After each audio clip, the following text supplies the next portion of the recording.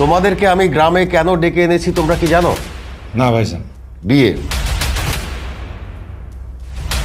আমি চাই রেহানার মেয়ে স্পৃহাকে বিয়ে দিতে। ছেলেও আমার পছন্দ করা আছে, কে? হিন্দোলের ছেলে রাফসান। আমরা স্প্রিয়াকে দরকার পড়লে আজীবন কোমরে রাখবো, বিয়ে করতে হবে না ওর। তারপর ওই পরিবারের সাথে আমরা কখনো কোনো সম্পর্ক করবো না।